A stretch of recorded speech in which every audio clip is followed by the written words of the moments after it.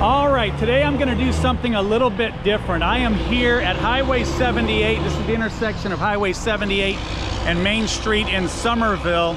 And I'm gonna take a road trip. I've thought about doing this here on Small Town Stories in the past, but this is the first time I've had an opportunity to do this. I'm gonna start here on Highway 78 and just head out of town and see what we can find.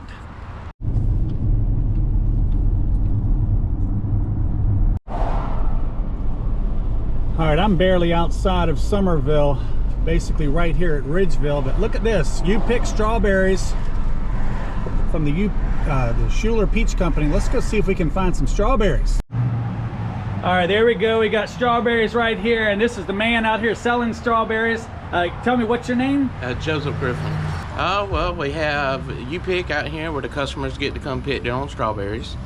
And then we have pre-pick where they can come out and get their own. Right now we got squash, zucchini, we've been having blueberries, some beans, onions, all kind of stuff out here. So talk to me about how did you get into the fruit business? Well, this will be my 5th year. Okay. I previously worked EMS, lost my legs, and they gave me a chance. So I've been working out here with them every summer. We have all kind of people out here. Some of them love to talk, some of them just get their stuff and go, but the kids, they come out here and they love to go out there and play and pick out the strawberries and just have a good time. We're open every day, 10 to 6. 10 to 6, yes. 7 days a week? 7 days a week. And there's strawberries ready, different sizes, and basically you can pick your own strawberries or you can have them pre-picked for you out here. What is your name, sir? Elliot Schuler. Elliot, excellent. Yes, sir. Mr. Schuler, talk to me about your farm and what you guys are doing out here. Well, we got pick your own strawberries right here in this field, and then right next door in about a week and a half we'll have pick your own peaches starting, and we've got a location here in Ridgeville and one in Hollyhill. Well, I grew up on a farm. I grew up on farming row crops, corn, soybeans, cotton, wheat, and also peaches. We were large peach growers.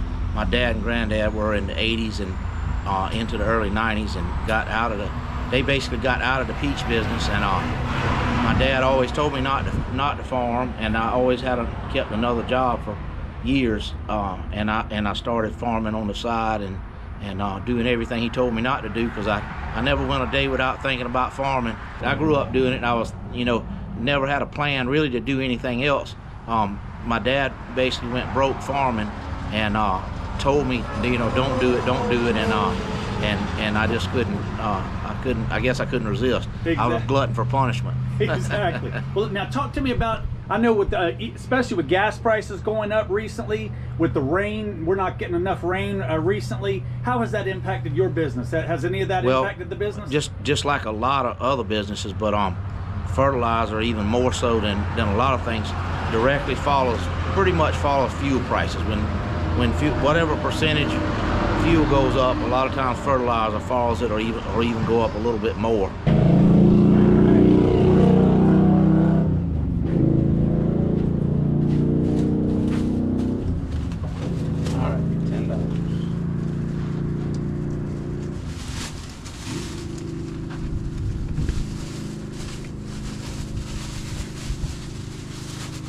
All right, thank you, sir. Right. You have a wonderful day. You too. All right, so these guys were doing the same thing I'm doing, driving down Highway 78, and you saw this, the roadside stand here. Tell me about, what are your names, and tell me about yourself. Yes, I'm Naja, and this is my husband, John. Excellent. And we're from New York, and we're just on a road trip to visit our friends that moved from New York to live in South Carolina. Excellent. And you decided to stop by here to pick up some strawberries, right? Yeah, so we actually own an all-natural, non-toxic, tallow-based skincare brand. Oh, okay. So it's Born to Be Free. So you go to your website? Yeah, borntobefree.store is the website, but one of the main things, like one of our main values are supporting your local farmers and ranchers. So we source our tallow from a small regenerative ranch in Virginia who we actually stopped to see on the way down. So anytime we're driving by and we see like a local farm with the strawberries or milk, we just always want to stop, like show our support. And because I feel like, you know, you vote with your money, so you support with your money, and we love to support just local ranchers and local farmers. So Excellent. That's what we love to do. And it's better than any grocery store food you could buy. There's You're nothing right. like this, so. And you can, if you want, you can go over there and pick the strawberry right off the plant, Yes, right? it's incredible. Exactly. I love And this. that's what we love. That's what we're all about. Yup. So we're on our way to Virginia now. It may take us 10 hours because we'll stop at every Every little. stand. I hear you, and little Every mom and pop stand. restaurants and all that. 100%. Y'all have a good trip, all right? Thank you so Thank you so much for too. talking Pleasure to me. meeting you.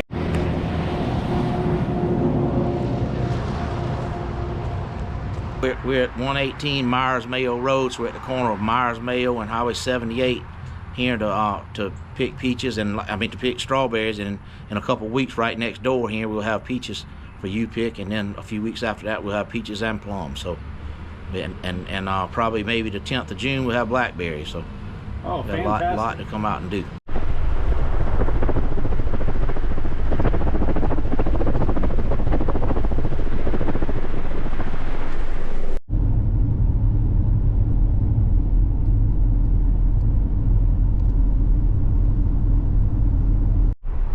All right, I'm just off Highway 78 down toward Harleyville. There's a sign, Revolutionary War Historical Marker. Let's see what we can find there. All right, I'm here on Highway 78, right next to the intersection of 78, or where 178 kind of cuts off. And there's the Revolutionary War little park here. Let's take a look and see what happened here back during the Revolutionary War.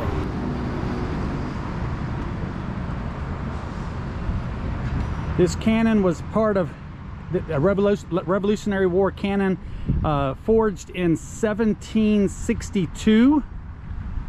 It says this cannon was part of an outpost located near here to defend the causeway at Four Holes Creek during the Revolutionary War. It was recovered from the creek beneath 6 feet of silt by a bridge work crew in 1921, and you can come here and see it yourself, like I'm doing on this road trip I'm taking. Also, we have A Cannon's Pride by Edward Jack Smith.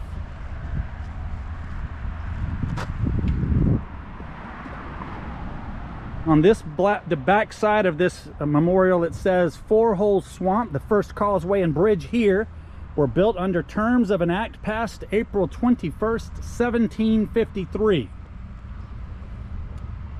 Colonel Henry Hampton of State Troops of South Carolina seized the bridge July 14th, 1781, and established a post here to check Lord Walden on his retreat from Orangeburg. Several actions took place here later in 1781 and 1782. The causeway and the road were paved in 1928. That's the right over here is where the bridge would have been, obviously. That's the bridge when you're headed toward the intersection of 78 and 178, where the road kind of goes down and you're going over the swamp. That's what this is in reference to. So some Revolutionary War history right here, just outside of Harleyville on Highway 78. And this is a real Revolutionary War cannon. Very cool. So again, we have a lot of history here. I'm gonna go show you this marker right over here, another historic marker. Let's see what this one is referencing. It says Harley's Tavern right here next to the Dorchester County Public Works Department offices. Four Holes Swamp Bridge. This is similar to what we saw on the other side of this marker, talking about what happened here at Four Holes Swamp. But then the backside talks about Harley's Tavern. The first post office in Dorchester County, what is now Dorchester County, was opened in 1803 by William Harley at his tavern. A frequent stop for travelers on the Columbia Road. So you'd be heading from probably Charleston, headed up toward Columbia. This would be a good place to stop at the tavern near this current Department of Public Works site. It says Harley's son James is buried just north of the site on Highway 178. That would be just down the street here. Highway 78 here is part of the Heritage Corridor Discovery Route.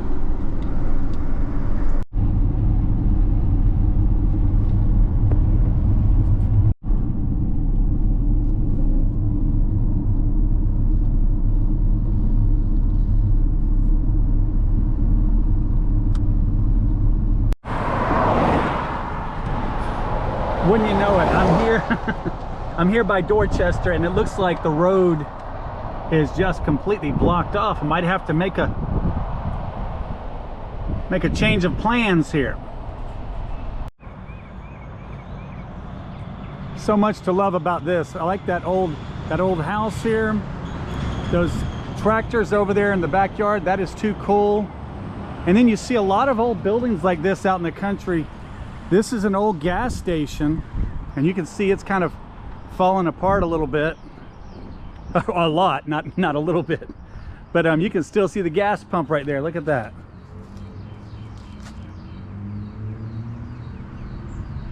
But anyhow, I wanted to stop here. I'm in the community of Dorchester because, well, like I said, there's a backup of traffic over there, and I saw this historic marker when I was driving through Dorchester, so I thought, well, let's take a look at that, see what that is.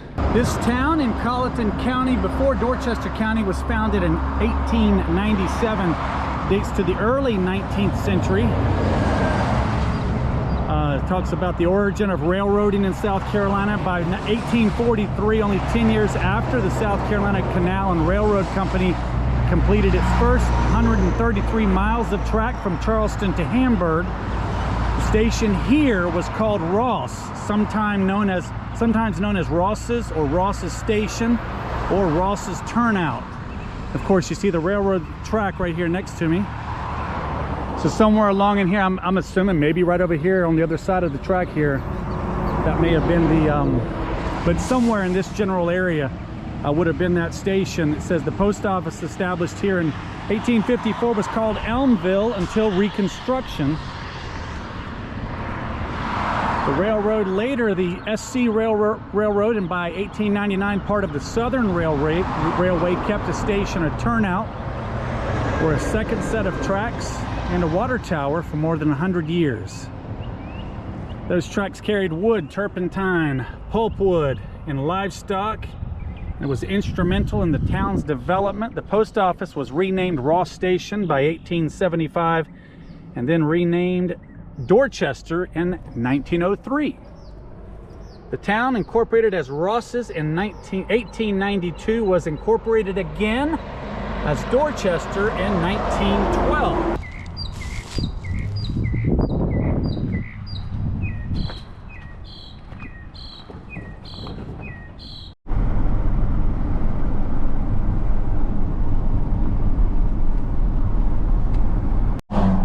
Well, it looks like the traffic is still backed up here. There must be something big happening down the road, so we're gonna have to, I'm gonna see if I can head over to Harleyville and maybe drive through Harleyville to avoid this.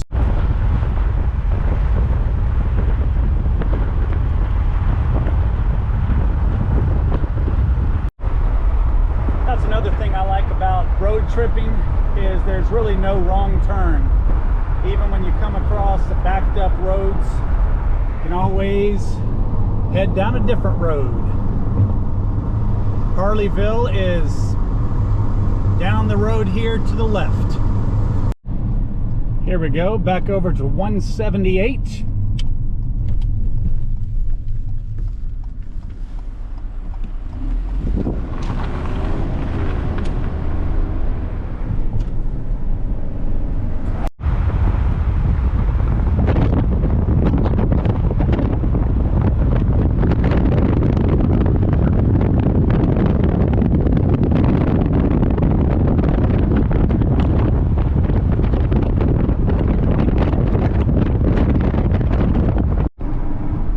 Welcome to Harleyville.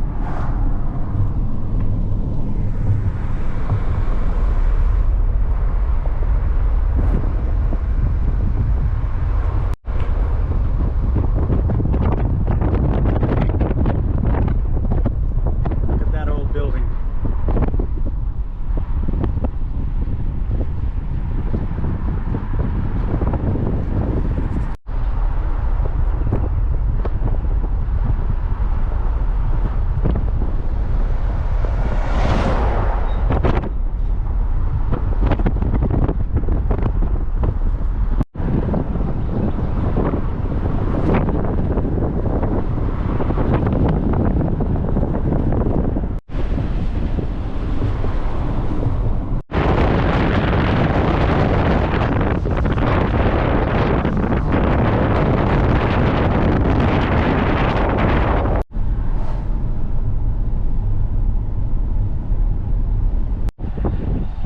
Okay, I'm right outside of Harleyville. That's pretty cool. Looks like an old tree, and they decided to carve it into a an eagle. That is awesome. That is very, very cool. Another old convenience store, old gas station, I'm sure, at some point. Now abandoned. Turning left here on Highway 15. Headed toward St. George.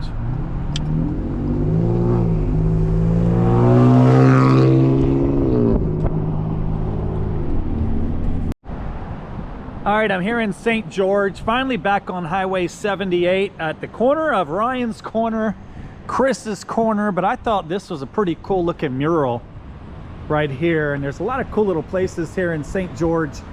This is a Monday, so I would recommend you stop by and some of these little restaurants and stores here, but I love this mural. Every time I drive through here, I think about how it's really cool looking. This train.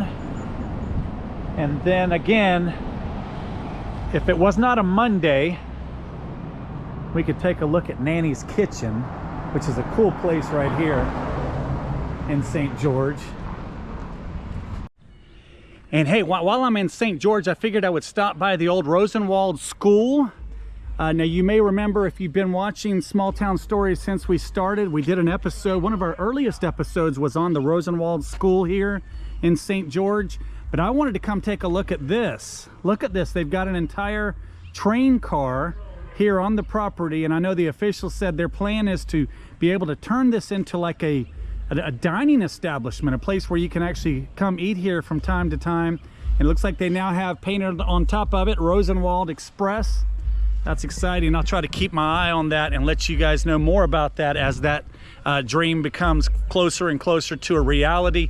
Again, I just wanted to stop by to take a look at it, and that's how things are looking right now. We're going to continue this road trip up Highway 78 from St. George, headed over across I-95 now.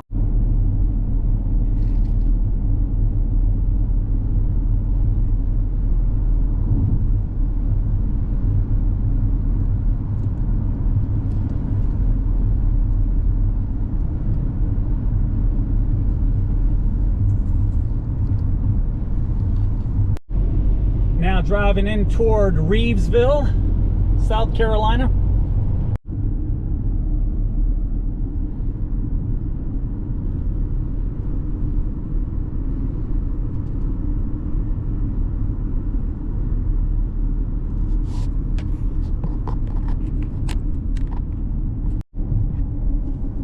There's Town Hall. Just put a hole, put a screw in it so it don't fall. All right, I'm right outside of Reevesville, and I saw these guys putting a roof on an old church here in Reevesville, and I thought I'd stop by. There's got to be some interesting story here. How are you doing, sir? How are you? Doing real good. Raymond Owens. Richard Infinger. Excellent. Well, they need a lot of work. We done a whole lot of work, because they get some more members. They're getting more members, so. They're trying to grow the church, right? Yes, sir. That's what we need.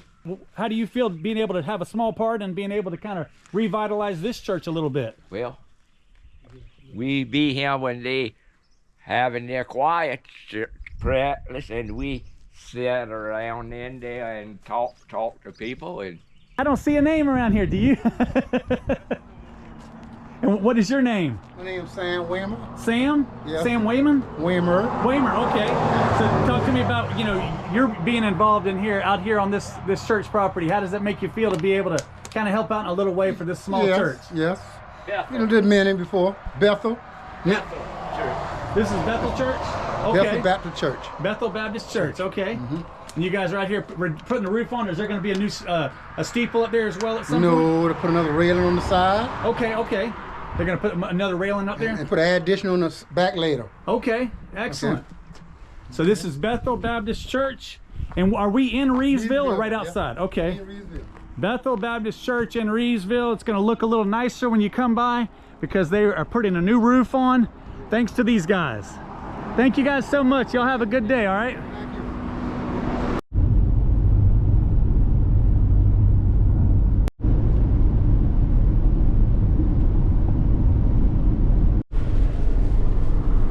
Headed into Branchville now on Highway 78.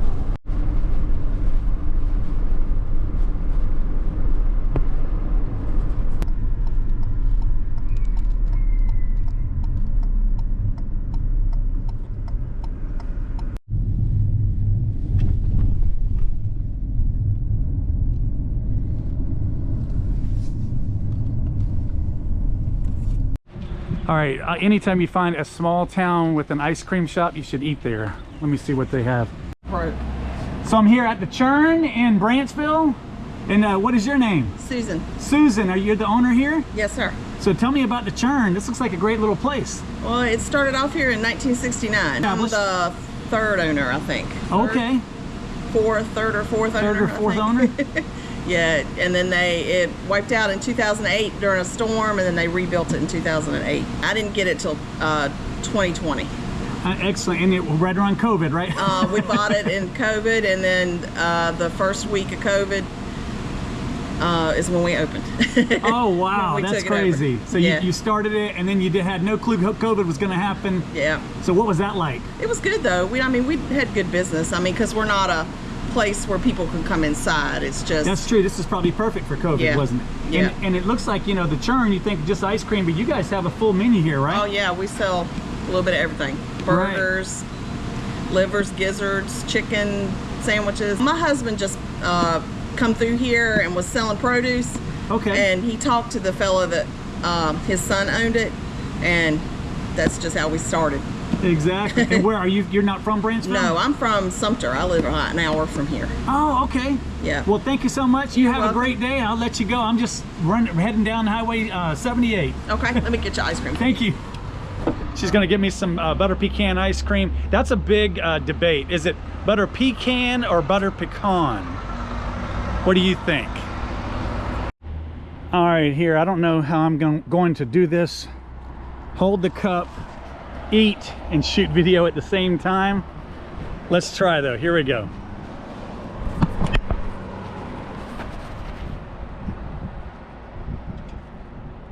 Butter pecan or butter pecan?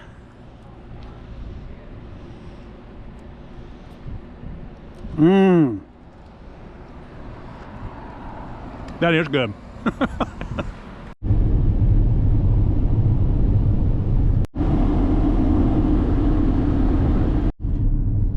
Now driving into Bamberg, South Carolina. Well, this is really cool. They've got the Bamberg County Veterans Memorial. And there's different memorials for each of the branches of the military, the Army, the Marines.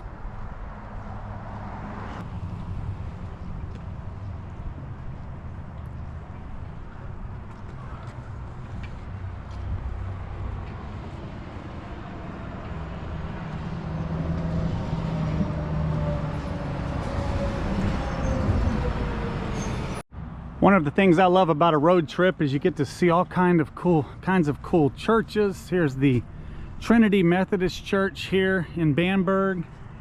And then there's all kinds of cool houses. That's a nice looking house right there. And now I'm headed into Blackville, probably for the final stop on this Small Town Stories road trip on Highway 78. Let's see where we're headed. All right, here we go. Anytime I'm anywhere near Blackville, I like to try to stop by. Let's see here. Can you see me? The historic Healing Springs on God's Acre. You see those gallon jugs? People pick up water from the Healing Springs.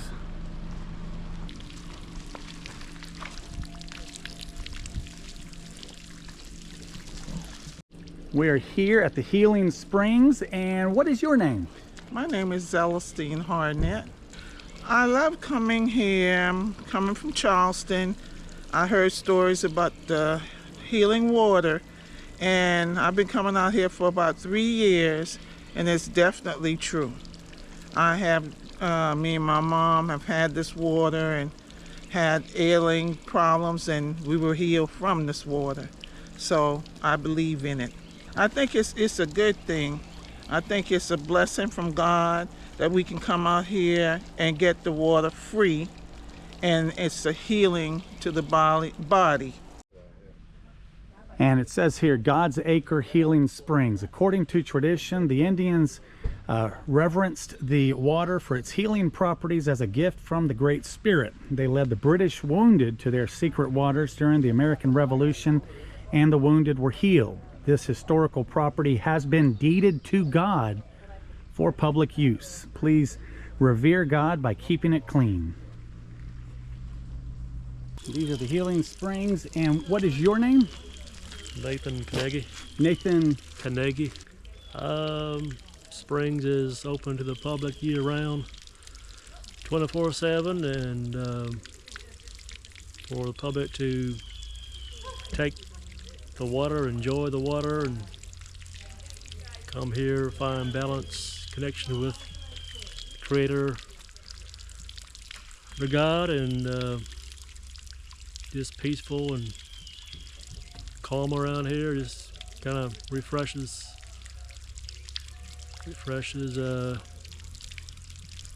oneself. My name is Katrina Rousseau.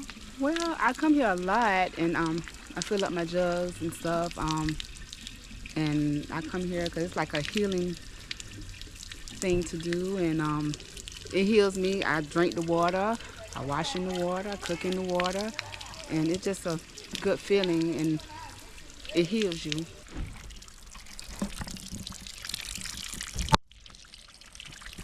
And what is your name? Hi, my name is Gino. I'm coming here twice a month. I coming from Charleston. Okay. And I bring 15 gallons of water to my house. It's the only water I drink.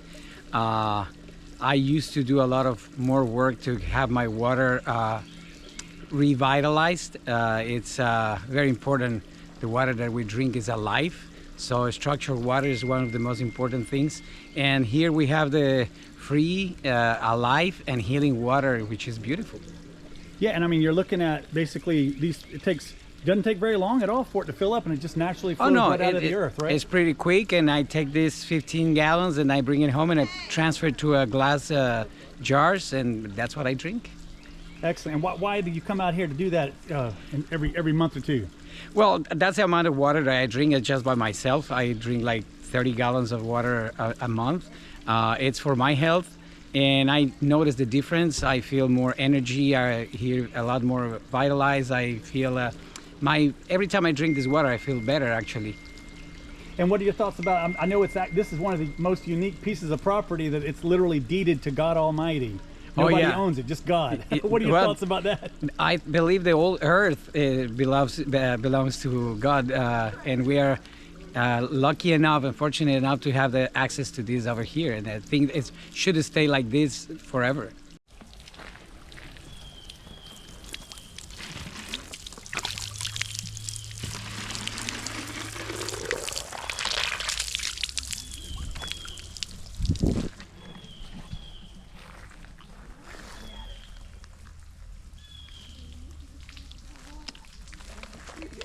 That's some good water, it really is.